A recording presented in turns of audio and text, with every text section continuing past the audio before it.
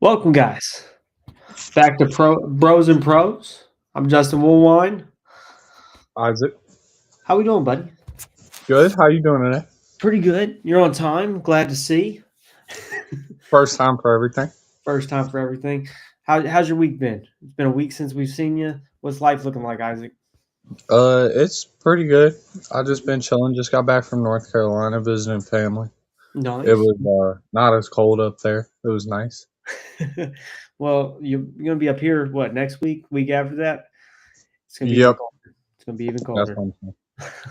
Freezing. um, what'd you think of the first episode? Just real quick. What'd you think of how we did? Some of the feedback you got? Anything like that? How you feeling? I thought it was really nice. Think we can make it a lot better. Lots to improve. Okay. You know, just keep growing. We got Mason here. That's Nate's little What friend. up? He said, "What's up?" What up, Mason? Then we got Selena, Nate's girlfriend, not boyfriend, girlfriend. Nate's got boyfriends though, but this is Nate's girlfriend. Did you send a link to Scotty? He really needed one. I did send a link to Scotty. We got that. I sent the link to everybody. I was about to I say, text knew Scotty, you, say, get your old self on here. I would, but I'm using my phone for this. I knew you'd be here on time this week, so I made sure to send the links out ahead of time. I'm ready.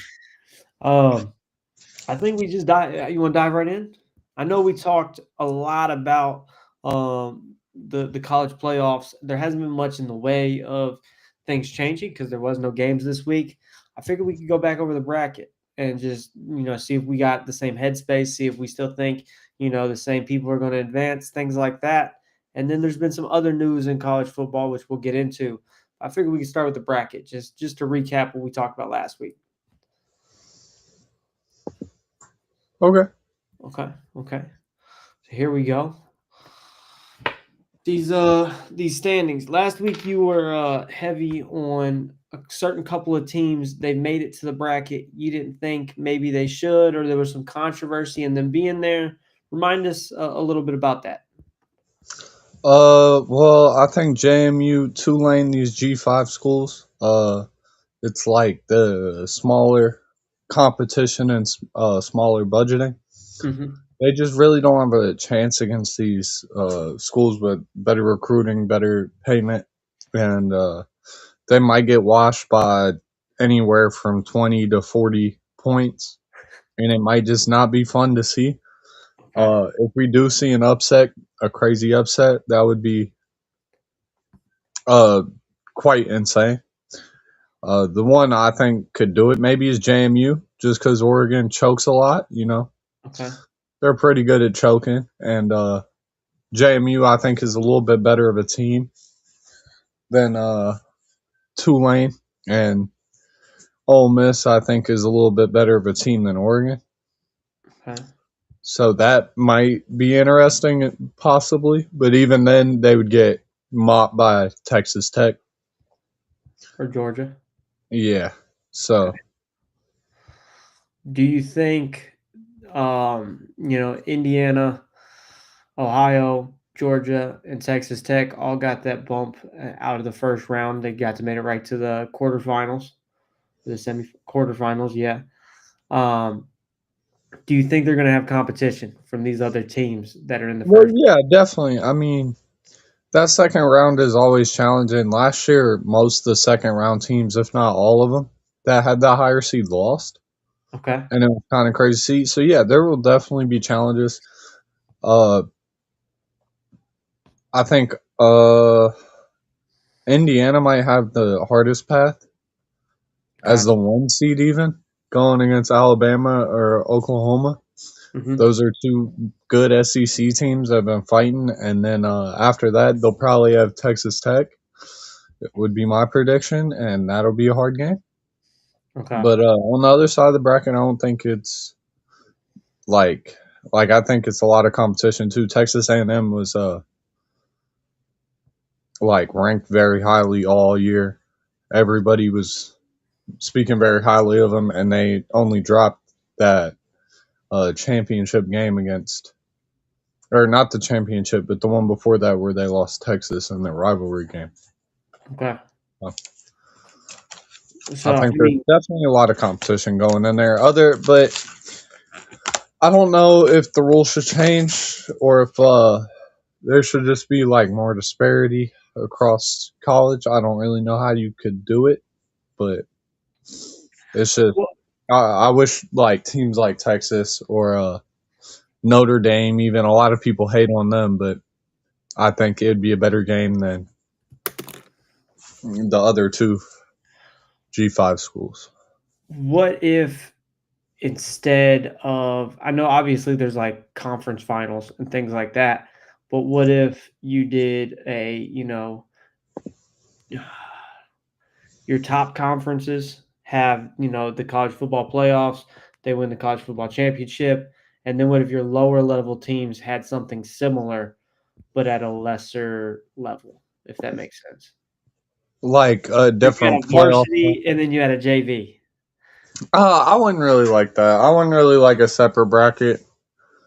I No. don't know. I just kind of think that takes the. I don't know. I don't really like the feel of that. I mean, my only thing is like at least then it give these smaller teams a chance to have a spotlight. Whereas if you do it the other way, where the smaller teams don't even get a chance to make it to the playoffs, even if they, Well, wipe that's off the a thing. few. Like there's always been bowl games that are highly like Yeah, used to be like a big deal, and now teams are just they don't make the playoffs. They're saying, "Oh, we're not going to play in these bowl games," and that's kind of a big deal. Like okay, schools are taking heat from it. Notre Dame got snubbed from the playoffs, and they were supposed to play in a bowl game, and they opted out of it, and it was like that's kind of like why okay sore loser type of thing, and it's just kind of taking the like the heart out of it, kind of, you know what yeah. I mean? What happens if they opt out of a bowl game? That I mean, Their school got they get fined, okay. and there were plenty of teams that did. I think Kansas did. There was a few different teams that opted out of bowl games.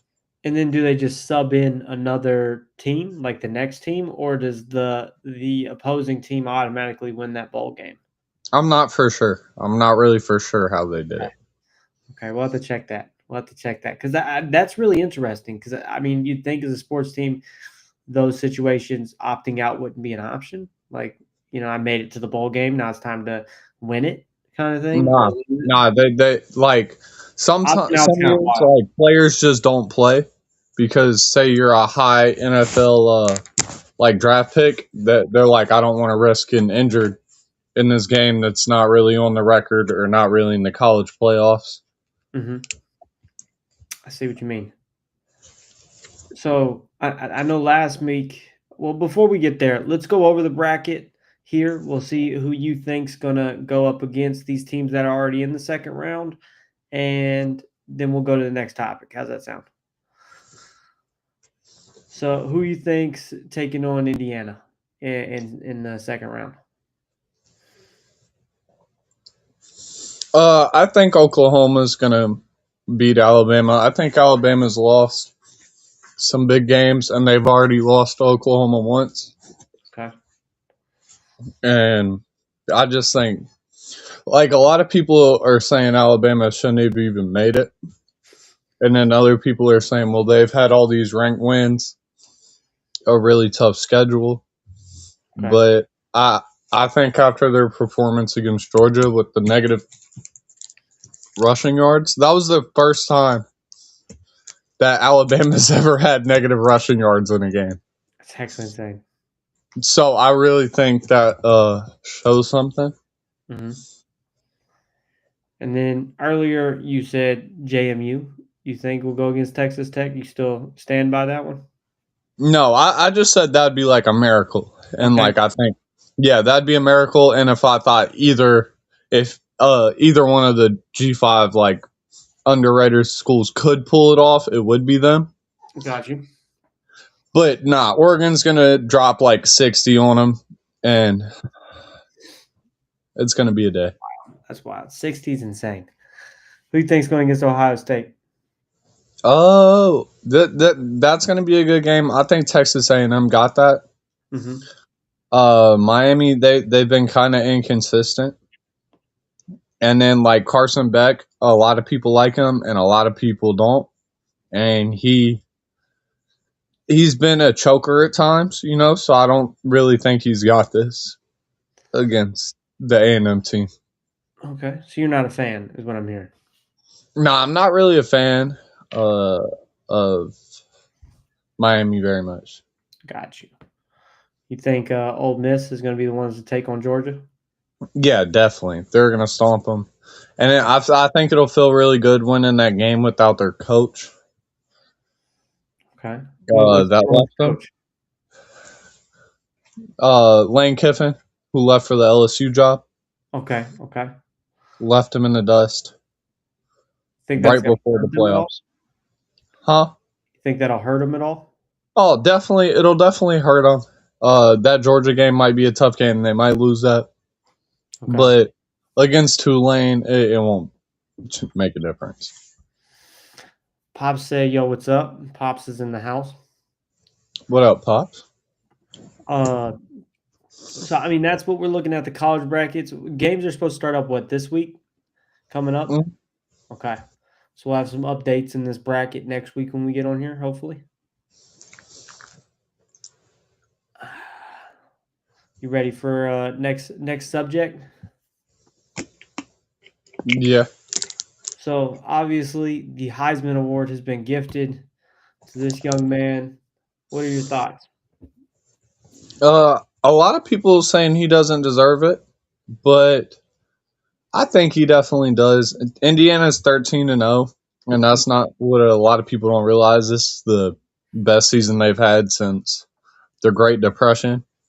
So I definitely think that he deserves this. And then where he's came from, like his stats aren't very impressive, and people say the competition he hasn't played.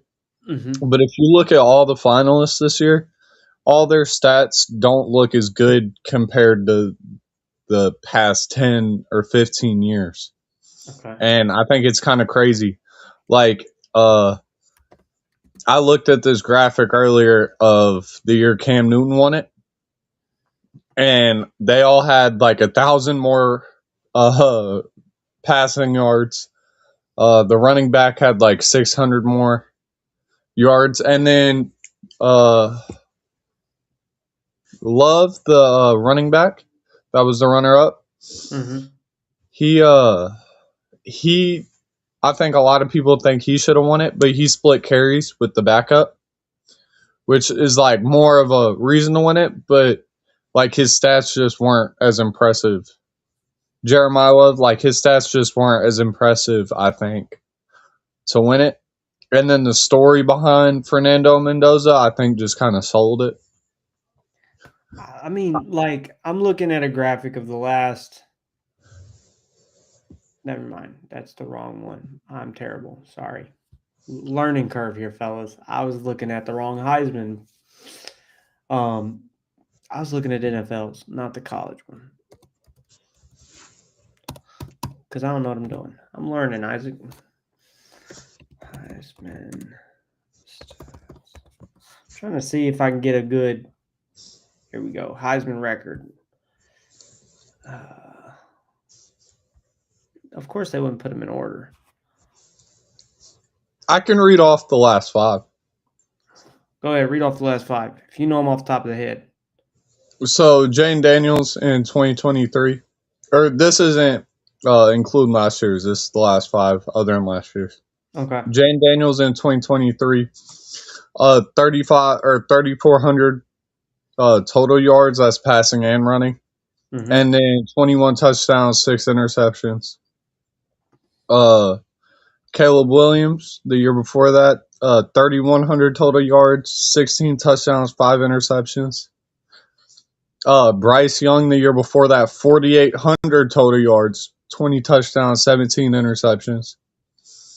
So, like, their yardage count is just so much higher than all the finalists this year, And then Devontae Smith had 3,700 receiving yards and 24 touchdowns. And then Joe Burrow had like one of the craziest seasons ever. Yeah, 60 touchdowns. Yeah. 5,600, almost 5,700 yards, only 6 Yeah. So interceptions. it's like there really isn't.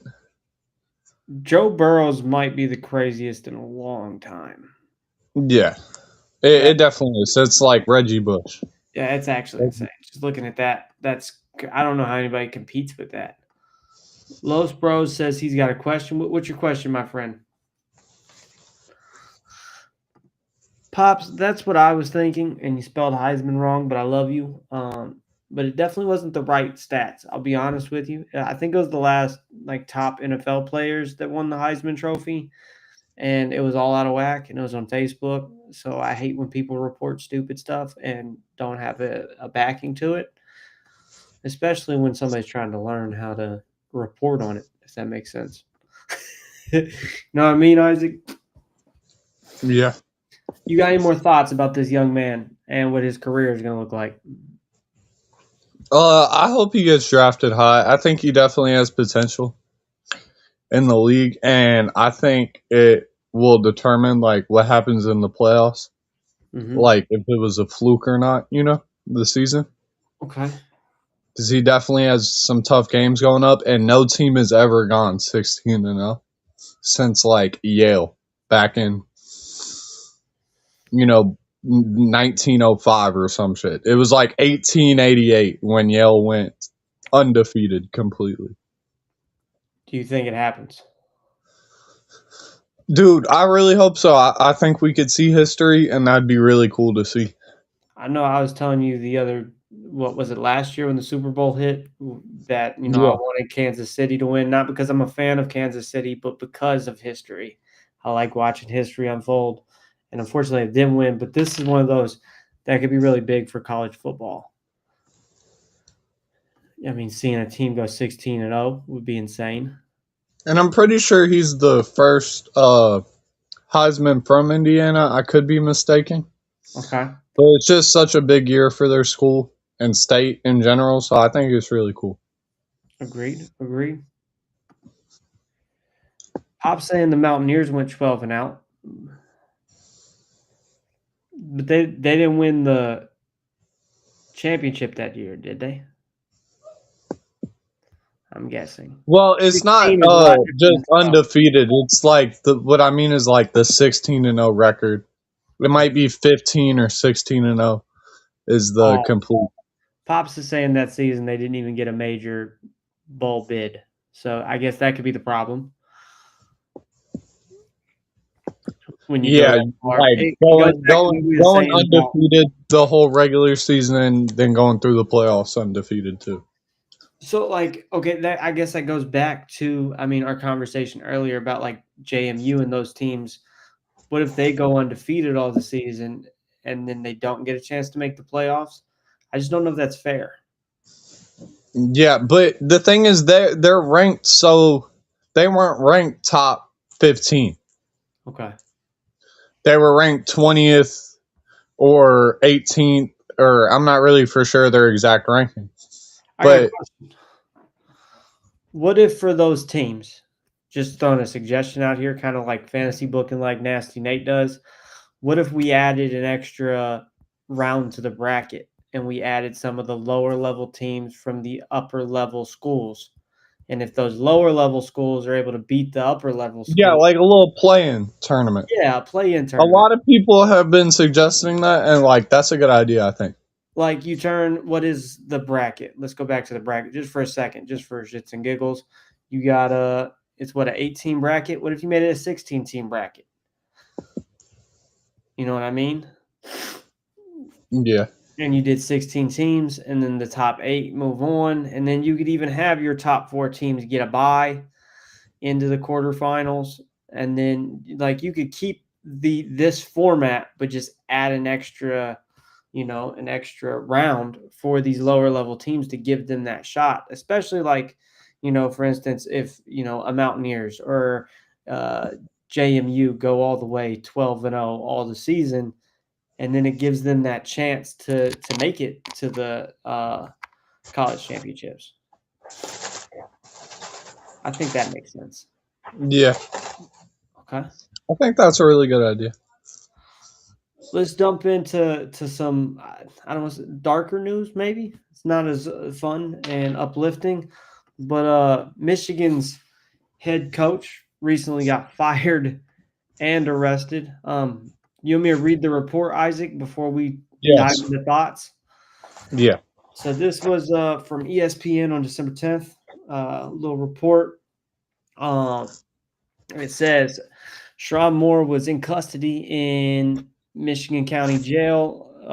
Well, not Michigan County Jail, but a county in Michigan that I can't pronounce the name. I'm not going to butcher it. On Wednesday night as a suspect in an alleged assault just hours after he was fired as Michigan's football coach for having what the school said was an inappropriate relationship with a staff member. Moore was initially detained by police in Saline, Michigan on Wednesday and turned over to the authorities.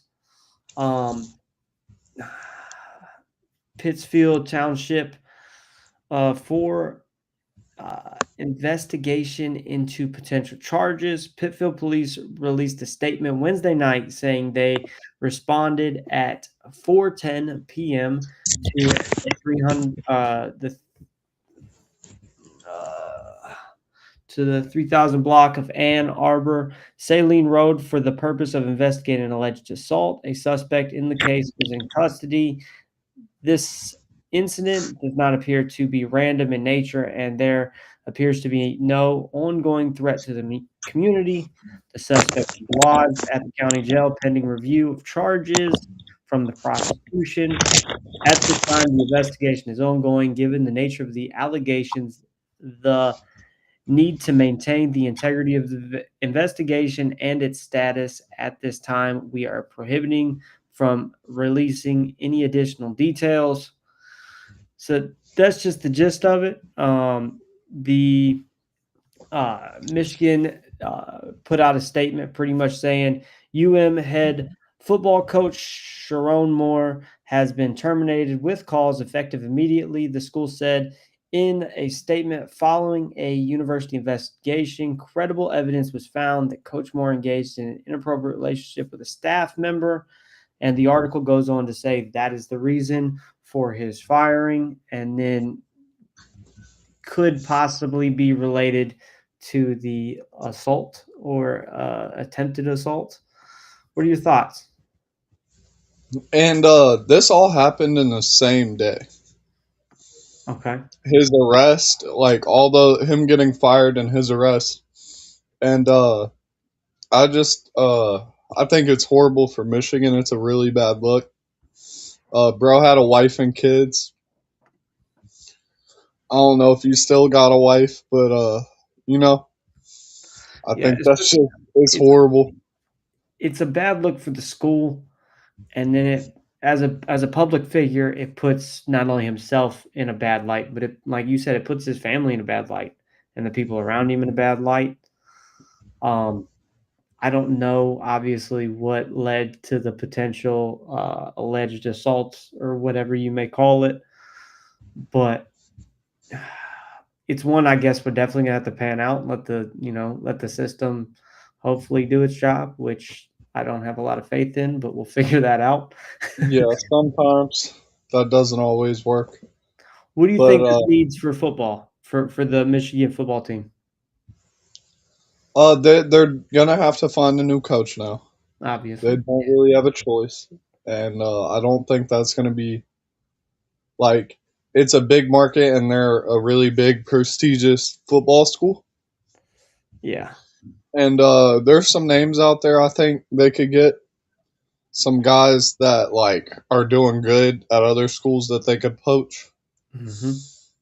and I just think it's crazy how it all happened at once, and I thought we should at least talk about it, get it out there. Yeah. 'Cause, I mean, Pops throws out a good point. It hurts the students that he's coached. Because all these exactly. kids, they're gonna they you gotta think, I mean, me and you've both played sports. I'm sure a lot of people watching this have played sports. All of us look up to our coaches in some form or fashion, respect them, and then seeing your head coach go out and do these alleged acts could, I mean, it could mess with the integrity of the team. It could mess with some people's belief system. Also, I mean, it just depends how high this guy was in the perception of some of these guys that he coached. Like um, it could really mess somebody up if we're being 100% honest. Yeah, and like they have like one of the best freshman quarterbacks in all of college, in Bryce Young. And today with the transfer stuff and Michigan having so many, like this is a repeated thing in their coaching. Like they've had a ton of coaches and staff fired Okay, uh, in recent years, in the past like 10 years or so. So it's kind of like a culture thing over there. It feels like, and in this day and like transferring, like I feel like a lot of people could leave. agree. I mean, like Pop said, he is innocent until proven guilty. I guess other than the fact that he is fired as head coach, like that part is over with. That investigation's done. But the assault thing is something that I mean could be cleared, but I don't think it. I don't think it'll change his status as head coach at all.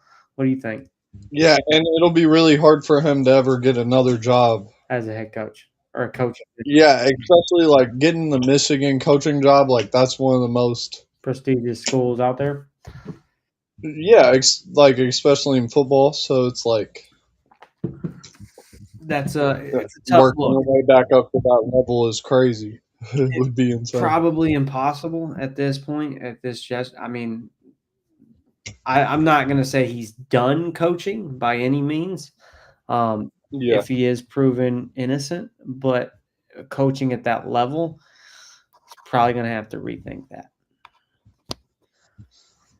You want to move into some positive news? All yes. right, let's jump over to the NBA. We got Jokic up here. Me and you beforehand, we're talking about the MVP ladder, and this man right here is at the top of it. He just moved up to number one last week. Um, what's your thoughts on how Jokic has done this year? Uh, Jokic is always dominant, always, especially on the offensive side. Um, Let me pull up the standings real quick. Are we talking about the whole standings or the MVP standings? The whole standings, so I can see where each team is, Got you. respectively. Yeah, they're the second seed, so his team's also doing really well. You know what I mean? They're the second seed in the West, really tough conference. So he's averaging. I just had it. I just had it 29 on. 5 for points, 12 3 for rebounds, and 10 9 for assists. Yeah, I was about to say he's playing insane. He's leading the league in rebounds and assists as a big Well, man. I mean, just So that's insane. looking at this, he's averaging a triple double and doing so on a 6.2 shooting percentage, which is wild. He's dropped 40 in one game. So, I mean, he's doing really good. To average almost 30 Yeah, and he's dropping 40 in other games, it's and this is consistent. And like with MVP fatigue, where they don't want to give it to the same player multiple times, it's good. I think they're at least like giving him the recognition he deserves. absolutely. Uh, I think Luca should be leading it. Like he's averaging 35 points, 9 assists, and the Lakers are a lot better than people thought they would be. Hmm. They're the fifth seed right now, but they're not very far behind teams. And when Luca is playing, it's just like it's a different.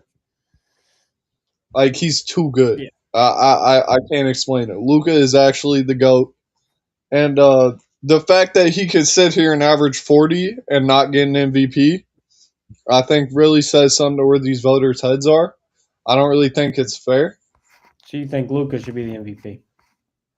Yeah, or a lot of people don't like Shea, especially people that do like Luca, because they say Shea's a foul baiter. He gets way too many free throws. But if you really look at it, Shea can score at any level. He's carrying the Thunder to 24-2 record. and their team just all around is great. But I think he should also be leading. He just won it last year. I mean, the only thing I'm gonna throw out here as far as like that can dispute that, and it's probably why he's number one, is Is the triple double? Jokic is so well rounded. And like you look at Yeah, like Shea, he only averages 4.7 rebounds and 6.4 assists, which is almost less than half on both, counts than Jokic.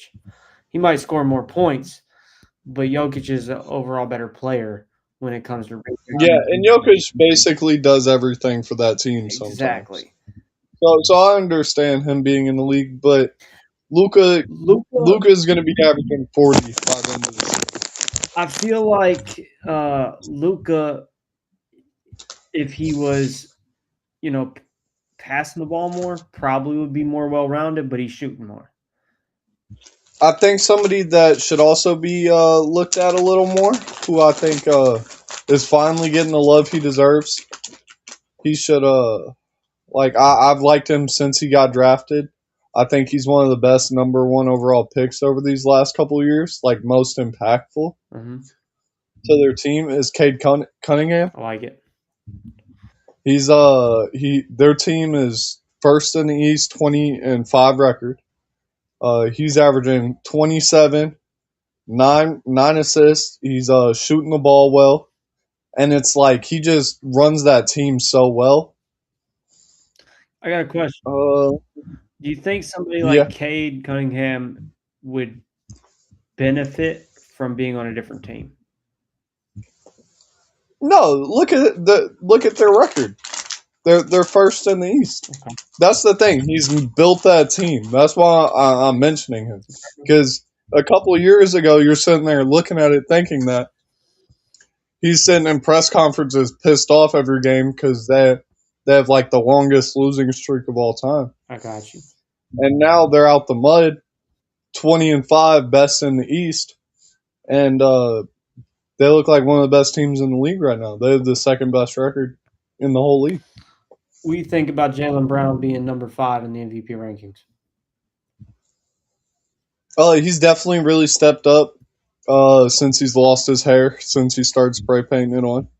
I think He's definitely my with opinion here Jason Tatum. is I think with Jalen, I think a lot of people clowned him after that dunk performance he did at the dunk contest a couple years ago, and he stepped it up Mm-hmm. since then. That's just from outside looking in. I haven't paid a lot of attention to it. I don't know. Everybody on the like, he's also got clowned for not being able to dribble with his left hand, Okay. Mm. and that was like a big clown for years. Is Jaylen Brown like if you just force him to the left, he's cooked, and then he's gotten better at that, obviously, and then now his hair stuff, like he's always been getting clowned by Celtics fans and fans all across the league, but he's really kept them at a 15-10 record. Like they've let like they're the third seed in the East, which has been like really tight and competitive. Like there isn't a lot of like from the 10th to the third seed is like a 5 game difference or something. You know what I mean? Yeah. So it's pretty tight in the East, and he's been able to keep them afloat without Jason Tatum after they traded Kristaps Porzingis, all these different changes, and he's still been able to really hold them afloat. So I think that's why he's there. He's let me see what he's averaging real quick. Because I know he's averaging 30 points a 30 game, points a so he game, 6 definitely deserves to assists, be up there. almost. Sorry, excuse me. 30 points, 6 rebounds, and almost 5 assists. So it's not bad. Mhm. It's not bad at all, to be honest. He's definitely shooting or working his way up. And like if we're looking at him compared to these other guys, he's not far behind. Yeah, and like some players I want to shout out across the league that have been playing a lot better this year. or people don't really hear about, talk about much. Michael Porter Jr. on Brooklyn. He's been on the Nuggets. He had before he got drafted, he had a really bad back injury. Mm-hmm. In high school, he had like one of the greatest mixtapes ever. Looked like he was going to be the next Kevin Durant. Then he had a horrible back injury. Has been on the Nuggets, and then he like I don't know. It's just like the Nuggets are a system team. You know, the ball runs through Jokic, and Michael Porter Jr. has always been clowned for not passing the ball at all. Like always hogging it. You know what I mean? Yeah. And if I look here, he's averaging 26, which like he's a scorer, and the points obviously went up because you're on the Nets. You're getting a lot more shots, but he's also averaging like 3 assists. And then another guy who I've always loved his game, Denny Avdija. He's a European player, and he's on the Trailblazers. He's averaging 25, 7, and 6 this season. Completely, like, I think he might get most improved player. Huh. He's completely a stud. And, like, I've always said, like, if they just give him the ball and let him play make, like, he's averaging 6 assists as a power forward. You know what I mean? And then 26 points. Norman Powell, the Clippers let him go because the Clippers are the, like, biggest dumpster fire in sports almost. And, Norman Powell, he's averaging 24 for the Heat. The Heat they started off the season really good. Now they're like the 6th seed. They're still hanging in there. And he's a big reason why. So there's just been a ton of people this year that have like showed up a lot more. These are some players on some bad teams. You know what I'm saying? Some players on some decent teams. But like Jalen Johnson from Hawks, the Hawks aren't a horrible team. He's averaging 23. He also averages like 10 rebounds a game, 8 assists. Like he's all over the place. You know what I mean? Do it all forward. And with Trae Young, like they could have a really good team there if they just get healthy, get it together. What do you think of this rise of Austin Reeves? The rise of Austin That's what Reeves. we're calling it. He's averaging 28, dude. 7 assists. I heard you the He's other been day in. compare him to Kobe. You did not hear me say I that did hear at you all. say that. No, there was a graphic and they pulled it up and it was like their first few years. And this Kobe stats were like slightly better. And I was like, this is kind of crazy to look at. What's up, Scotty? So you don't do you think the comparison's fair, or do you think it's ludicrous? Oh, definitely not. He's definitely not going to be on Kobe's level. I just thought it was a fun comparison. And you never know. This might be a consistent thing he can keep up for a whole season and then continue to do it. Mm-hmm. And if that's so, then the Lakers are looking really good for years to come because they got him and Luka, even after Bron retires. Okay. And is Bron retiring this year? Nobody really knows. Nobody knows. What do you think? If you had to guess, throw some speculation out there. Dude, he's getting old. He's not looking that great. I mean, get his old ass out of here finally, like sooner or later. You know what I mean? Okay. You No. you wanted me to pull up this picture of these three fine gentlemen on the OKC. Tell us a little bit about them after you die. They're just dominant. Okay. Nothing. Are you gonna make Sorry. it? Gosh, man. Bro, Skittles, bro. They're my kryptonite. But the OKC Thunder has been nothing but dominance this season. Mm-hmm. OKC team stats, because they broke a lot of team records. Is it Shea or is it the whole team or is it these three? It's the whole team. I mean, like the thing is that their team has so much depth that if they sub their bench in, then it looks like a whole nother starting unit almost. Mm-hmm. To where They can run it, and their defensive schemes are so good. Uh, J Dub this season has only played 7 games. He's been injured most of it, but still they've kept it together. They have a 24-2 record. They're I think we lost you. Damn it. Oh, ladies and gentlemen, this is the point in the program where Isaac pops in and out because this connection booty.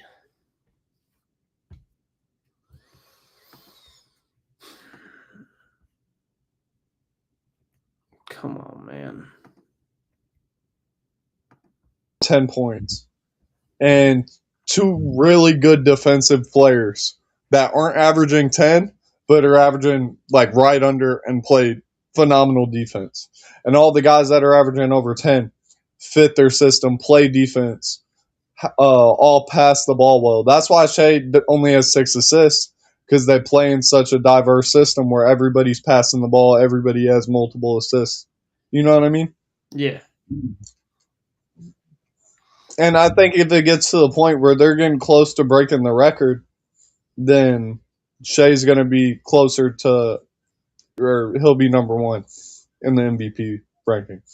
And he said in a recent interview that he cares about breaking the record. Okay. That, yeah, it has to do with winning.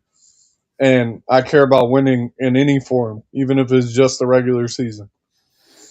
Fair enough. You got any more basketball topic, or you want to move on to the NFL? Because there's a lot of NFL news. Yeah, we got some NFL games today to go over. So We're gonna start with, I think it might be biased, but biggest news. Kansas City's out of the playoffs, and Mahomes tears an ACL all in one game. What's yeah, your this thought? was a horrible, horrible day for Kansas City, for Missouri, for the Chiefs. I want prayers out to Mahomes. Obviously, like it's sad to see any player get injured, especially like one of Mahomes' level. He's Yeah, like one of the all-time greats, and it just sucks to see him he's had a hell of go a down. run. Like he got sacked 5 times in that game before he was literally getting killed out there, and then it's like he gets hurt, gets hit. It really sucks to see. You don't want to see that. So prayers out to Mahomes.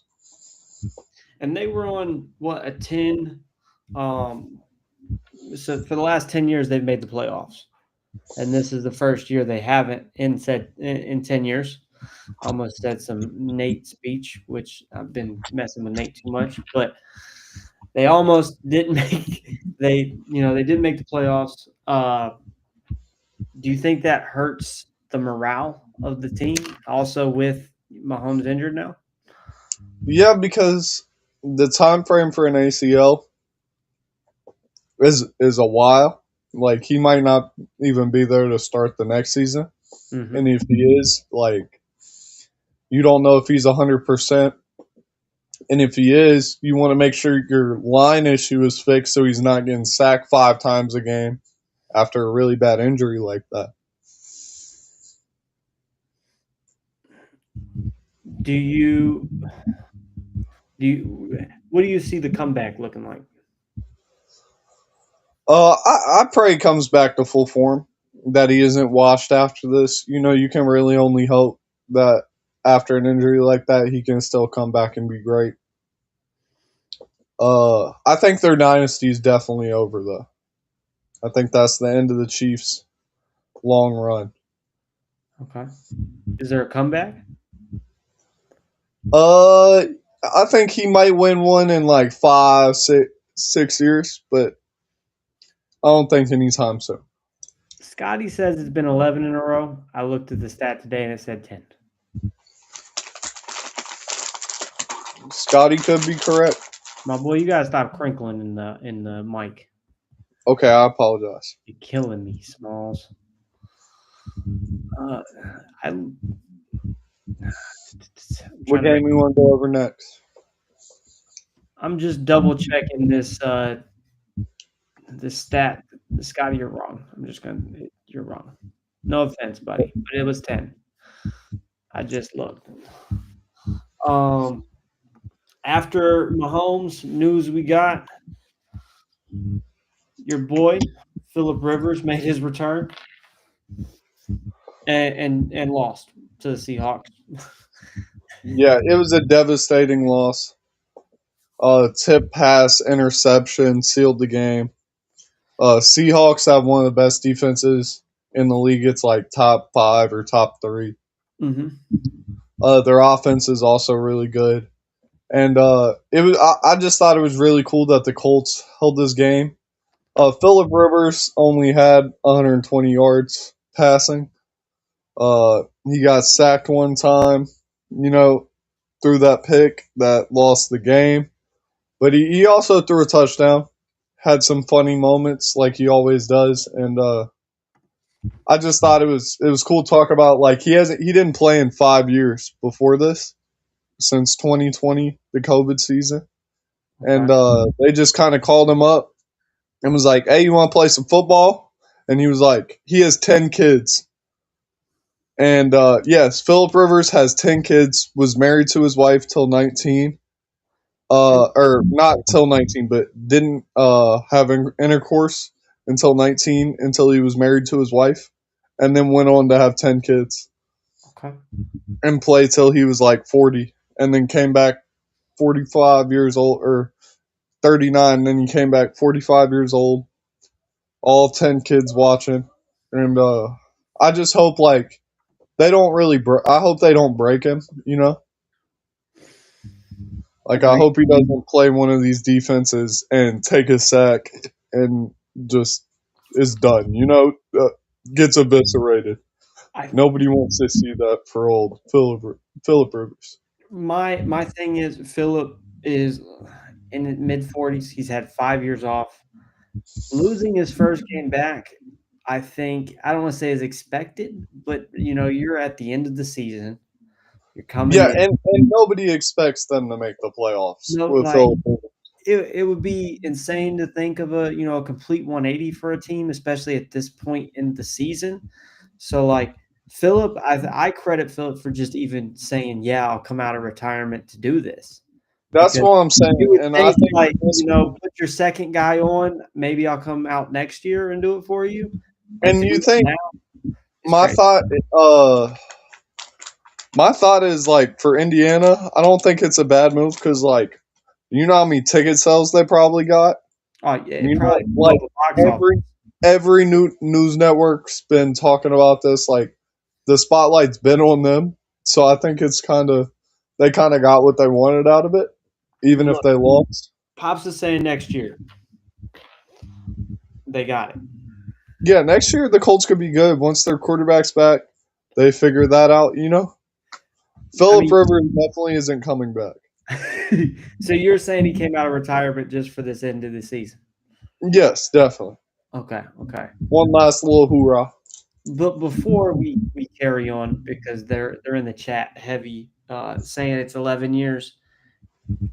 And I'm just going to read what the NFL put today on their 6 hours ago. The Kansas City Chiefs have officially been eliminated from postseason contention following their loss Sunday to the Los Angeles Chargers, bringing to a conclusion of a streak of 10 straight playoff berths, the second longest postseason run in NFL history.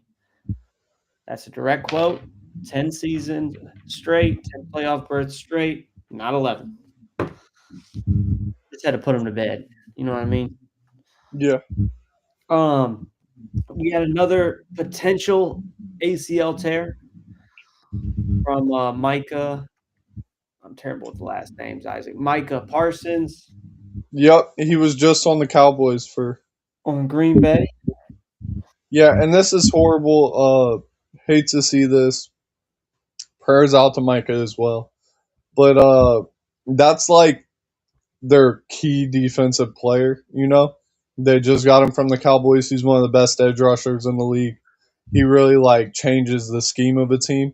And you can see after he got injured, the Broncos went on to score pretty easily a couple times after that. And it just changed the game completely. This was also a big game. If you see, the Broncos are 12-2, Yeah. and everybody said they was going to lose this game. Everybody said Bo Nix not actually a good quarterback. Blah blah blah. Doesn't play real competition yet. Isn't proven.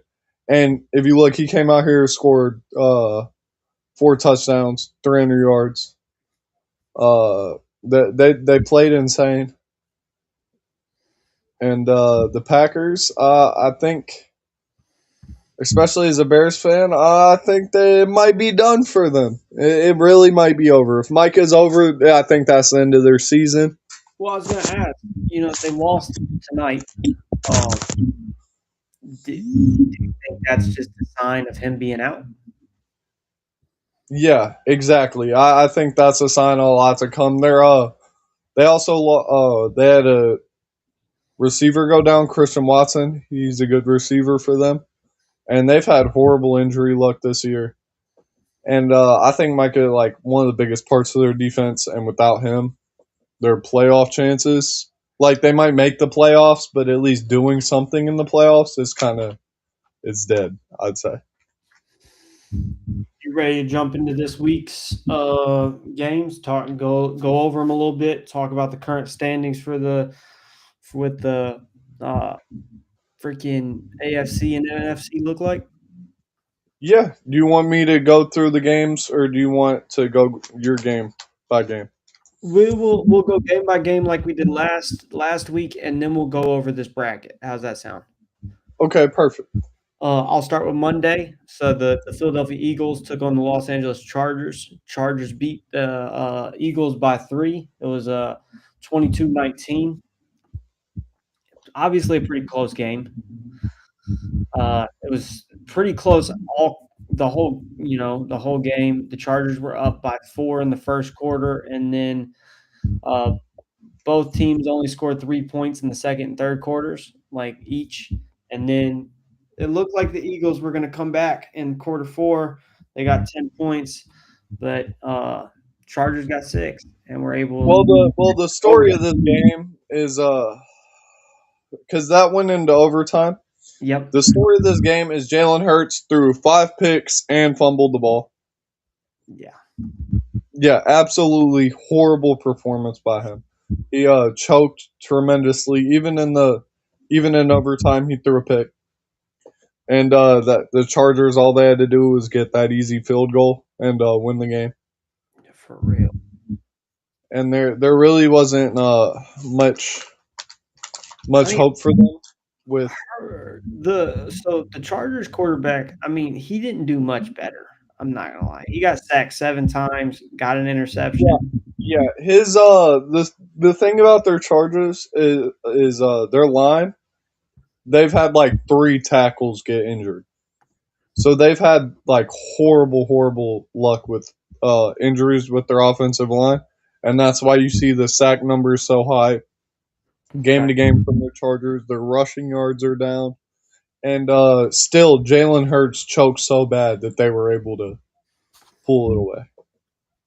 It's kind of give me one. Saquon also had like one of the best games of he's had all season so far. Which, Oh, like, looking at that, and then you look at last year, it's like, wow, that's one of the best games he's had. But yeah, and it wasn't able to do anything still. So it's just kind of sad to see for the Eagles, you know.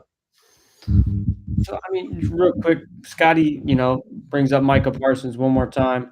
He said, he's just on a new team, and he'll be back to his old self next year.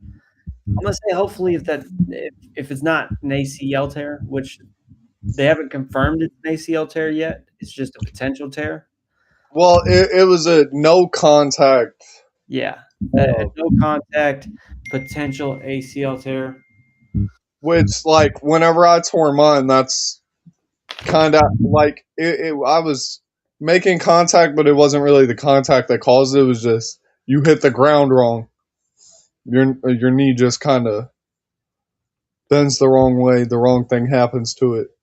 It tears, and it was kind of like he beat the guy off the edge, and then he stepped wrong. and it just looked really bad from there. Agreed. Sorry, important text message. Always busy. You know what I mean? This Thursday, we had another game. We had the Atlanta Falcons versus the Tampa Bay Buccaneers. This was a close game, really close game. Atlanta won by 1 point, 29 to A 28. really big upset too. A really big upset. It looks close the whole time, pretty much. But you can tell the Falcons after that second quarter were pretty much ahead. And it's such an upset because Atlanta, their quarterback, their young quarterback, got injured. Michael Penix Jr. He got injured, hurt his knee horribly, and Kirk Cousins is old, hasn't played very well for like a season and a half, and he just came out here threw 370 yards, 3 touchdowns on their ass, like with ease. Their defense got Swiss cheesed. Uh, like the tight end who everybody's been hating on, Kyle Pitts Senior. Uh, he had 3 touchdowns, 166 yards. He hasn't really played very well, and he killed their defense. Tampa Bay's. And then Baker Mayfield didn't play good at all. He got sacked 5 times, threw a pick, and the Falcons' defense really like put it together, held everybody, and it was just kind of crazy to see them upset the Buccaneers. And then Baker had a really bad pick in the fourth quarter that kind of sealed the game away in Atlanta's favor. I mean, Scotty brought it up earlier. We were pretty shitty on our picks from last week. A lot of shocking things took place. I think something we did predict. The Bears went over.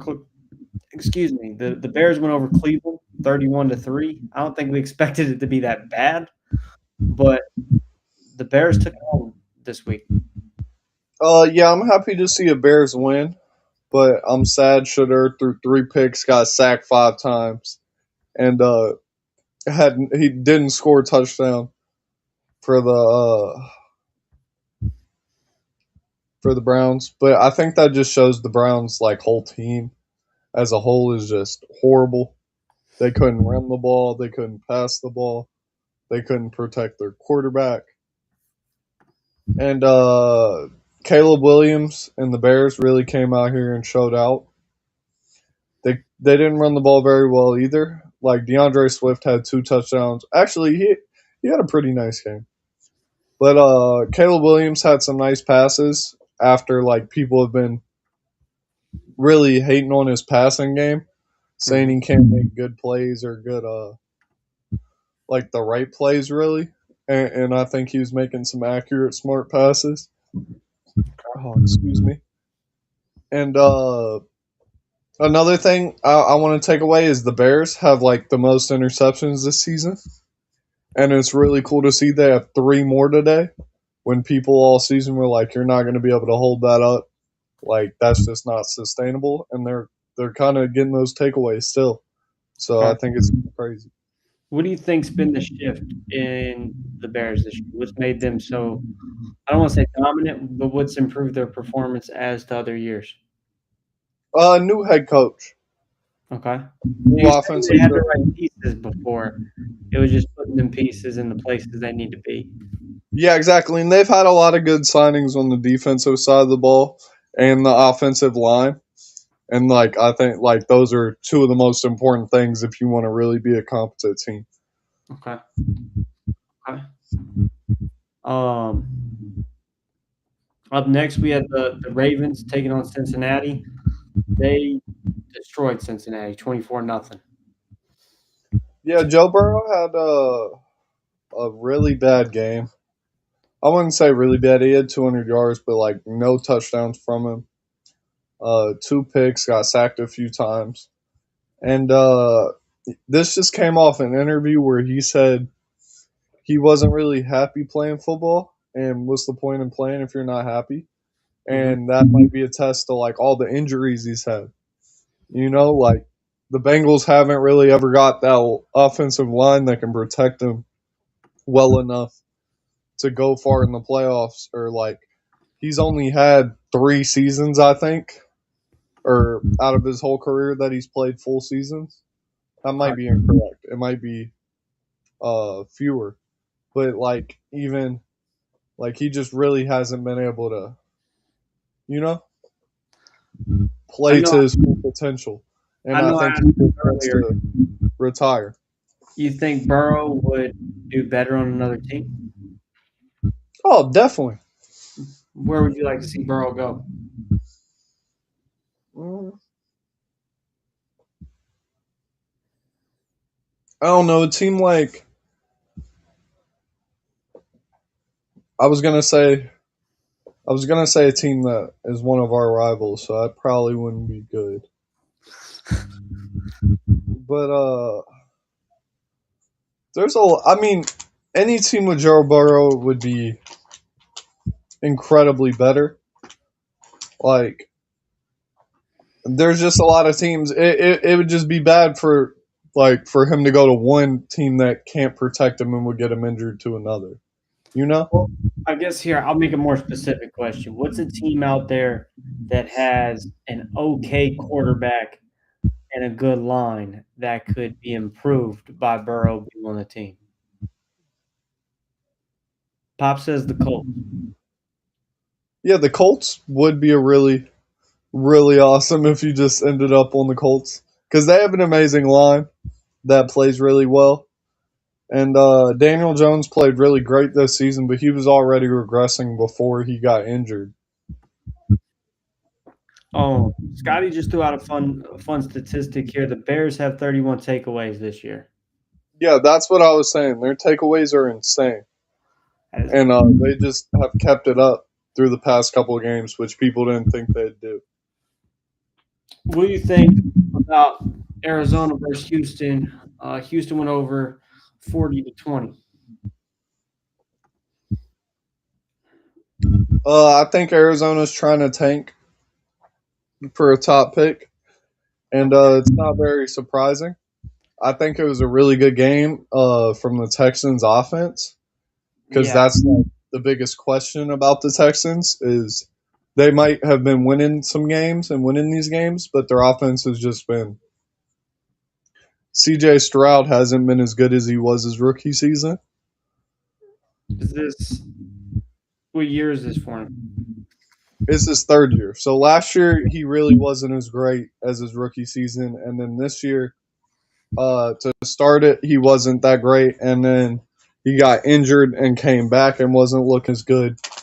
But this game, it looks like he really put it together. You know, I think I really like CJ Stroud and the Texans. I don't know why. I just feel like they're a hard, gritty team. And his rookie year, whenever he was like crazy good for no reason, it was just really fun to see. And the Cardinals really don't have much going for him other than their tight end. If you saw his stats, he had 12 receptions, 135 yards, two tuds. So like, I think he might be the best tight end in the league, which is pretty nice because Kelsey isn't up there no more. Kittle's getting older from the 49ers, so I Uh, think that. Scotty threw out a couple more Burrow suggestions. He said one, the Raiders, and then two, he said the Giants. Well, the thing about the Giants is they already got Jackson Dart, young quarterback, and Mhm. really right now it's just they need to get a line to protect him because he got injured so many times this year. And then with the Raiders, it's like they don't have shit either. If they get Joe Burrow, it would probably just result bless you, but result in the same thing in Cincinnati where it's just he's getting killed every game to for no reason. Yeah. I mean, up next, we had another blowout. Jaguars blew the Jets out 48-20. Kind of crazy. The Jaguars have been doing pretty good this season. Yeah, Trevor Lawrence has definitely had some games where he just goes back to I don't know what I'm doing. But this game, 6 touchdowns, 108 or 300, sorry, 381 yards for scrimmage, which is like passing and running or receiving and whatever. But 51 passing yards and a touchdown, 5 passing touchdowns or rushing yards and a touchdown, and 5 passing touchdowns. He played phenomenal this game. And I think that might just show how bad the Jets defense and just Jets team as a whole is. Because the Jets are just an abysmal franchise. So There's I'm gonna throw this question out here. yeah. It seems like there's quite a few franchise teams that almost do nothing but lose. What's your recommendation for them to either be, try to get better, or do you think that they even should still be in the field? I think like obviously around this time of the season, a lot of them are just tanking for that higher draft pick. But the problem is with them is then they draft the wrong guys or the wrong positions. You know what I mean? Yeah. And then it just doesn't work out. Like they'll draft a quarterback, it won't pan out, or they won't get a line to protect them, or you know what I mean. Like there's a ton of things like they won't get receivers for them, or they don't know how to build the defense right, or like there's a lot of things that go wrong, and then they perpetually go wrong. But I think the first thing a team should start on is like that lineman. You know what I mean? Your offensive and defensive front. Mhm. Like the one thing about the Rams, one of the best teams this season, is their defensive line has been so good, even after Aaron Donald retired, that it just keeps them in contention because they can stop the run, they can stop the pass, and then like rush the pass, and it affects the game. And then you have a really good offensive line, so you can run the ball, protect you against the pass, and that's really the base to start the team, I think. And then after that, you just touch up on the defense. Make sure you got a quarterback that is good enough to be a franchise player. Yeah. Just fill in from there.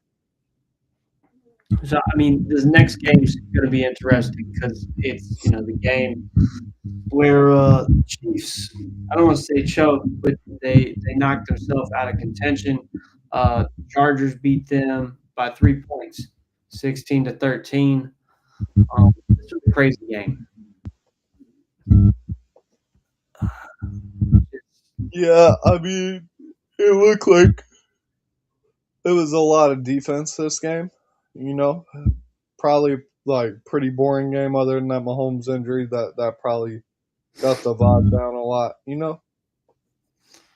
It definitely shifts things as a whole. Yeah, because now the Chiefs aren't in the playoffs. I think it's just fun to see. The league opens up a little bit.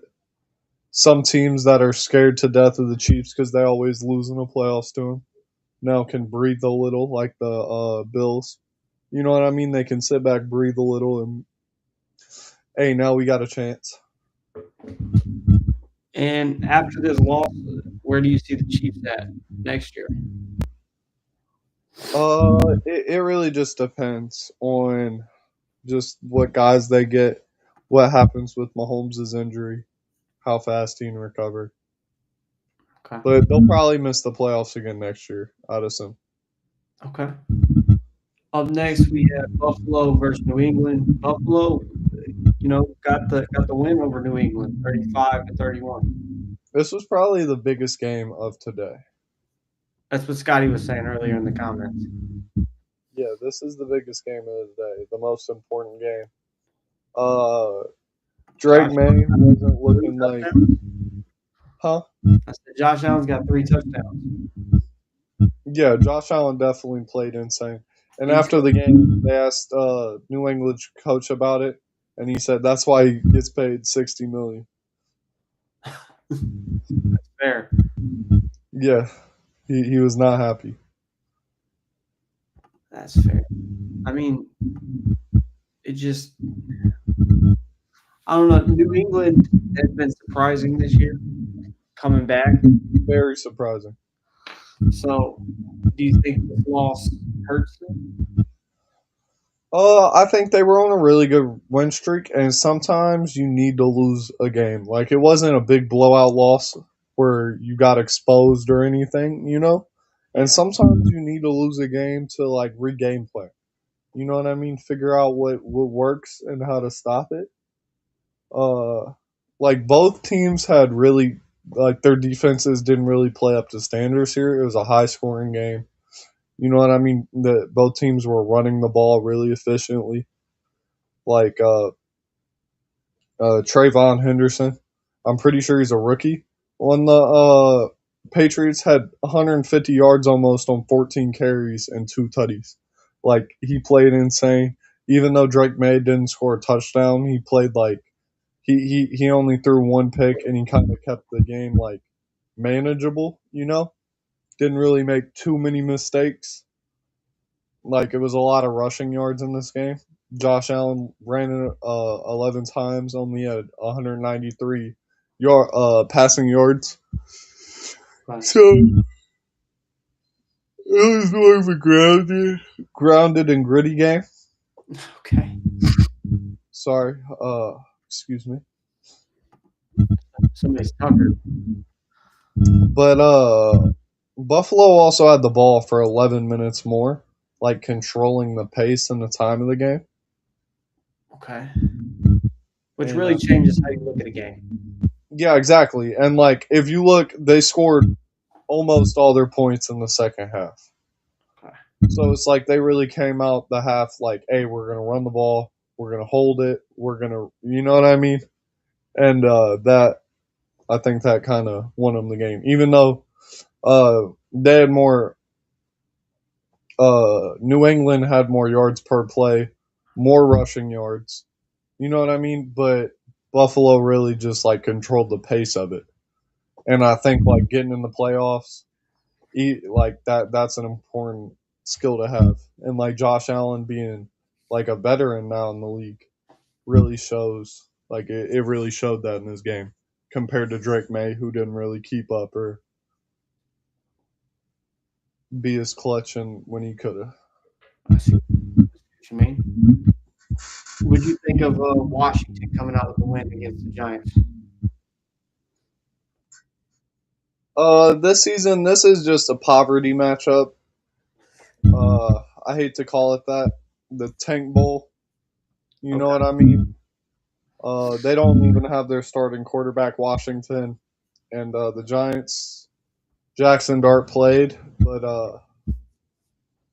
they didn't get a win. They're actually in odds to get the number one pick right now with 2 wins. So they'll probably just keep losing if Okay. they're a smart franchise, smart team. I think another team that might benefit from that next year would be the Raiders, who went 0-31 against the Eagles. At that point, you just lay down and just take it. Yeah, I mean nobody really thought the Eagles were gonna lose this game, especially after that heartbreaking loss. Kenny Pickett actually had 64 yards this game, which is kind of sad. Uh, yeah, the Eagles here really wanted to win this game, needed to win this game, and they went out there and just killed them. I don't really think there's much to say about that.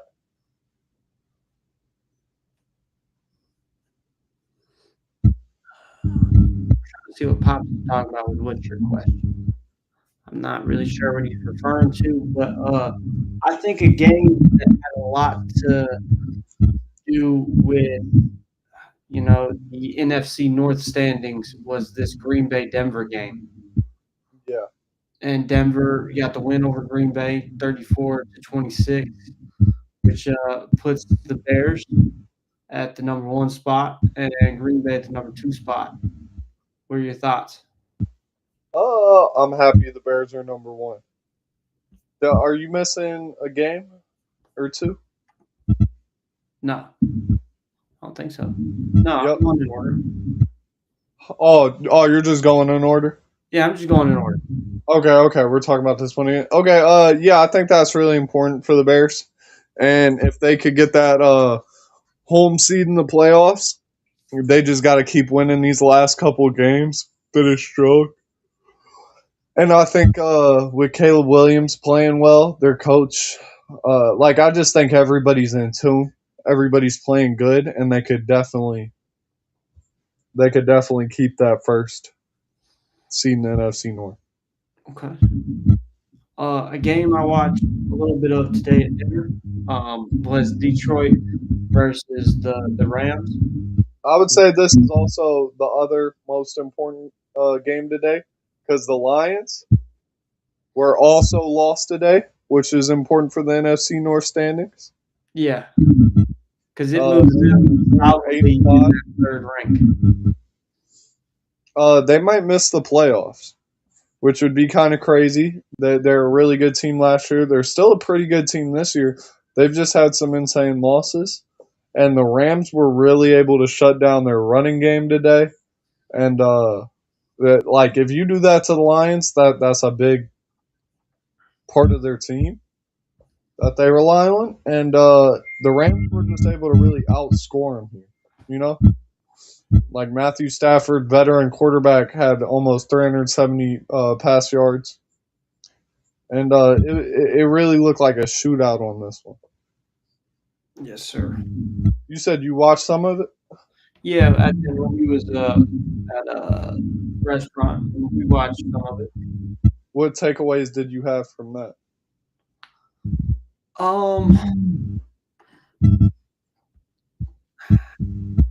I think you really summed it up well. Once the run game was shut down, it was almost a wrap from there. I'm not gonna lie, because it felt like watching it that Detroit was just lost.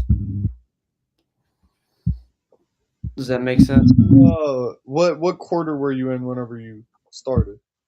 I can't remember. It had to have been the second quarter. Yeah, Aiden Hutchinson, one of the huh? best Aiden Hutchinson, one of the best edge rushers in the league. He got a pick in this game, and that's really cool for a D lineman. He picked off Matthew Stafford. Matthew Stafford's one of the best quarterbacks in the league, so getting a pick on him too is really cool. Scotty says, "Who do you think had the 1-2-3 punch in history? What do you say? Who do you think had the 1-2-3 punch in history?"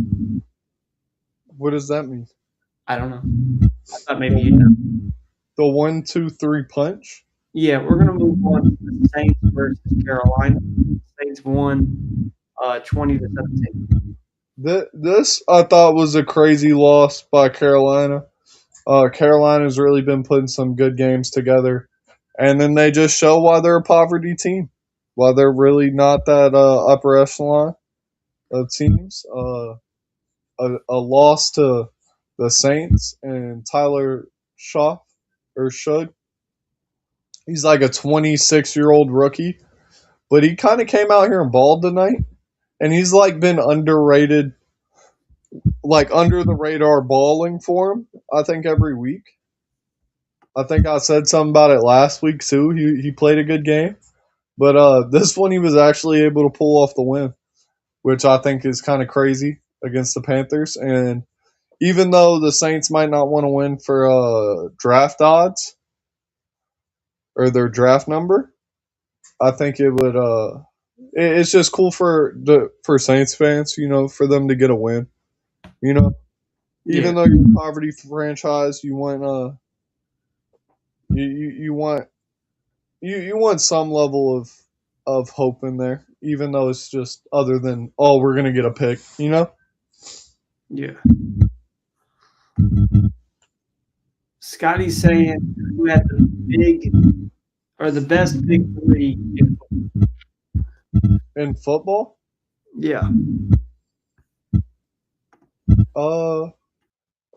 like right now, he doesn't clarify. Mm, I'm gonna say for right now. Does he just mean like offense? I'm gonna assume he means offense. And that's a good question. There's a lot of good ones. It's hard to think of like a big three. Scotty should put us on some game, on some old ball knowledge game. He needs What do to. you think? We're gonna move on. Seattle versus Indiana, 18-16. Give us your thought.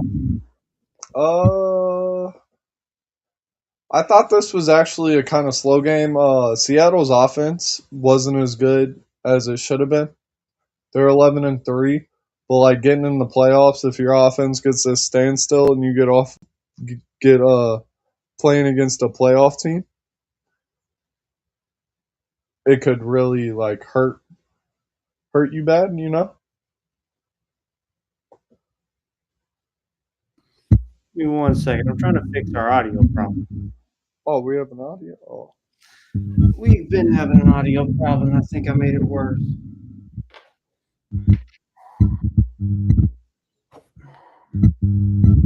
God damn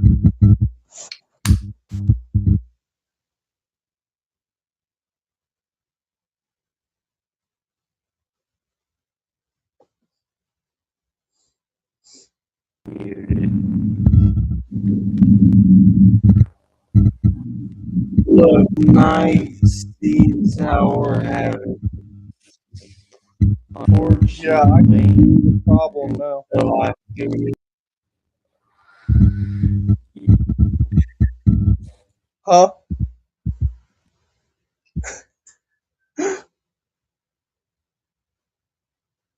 Oh shoot.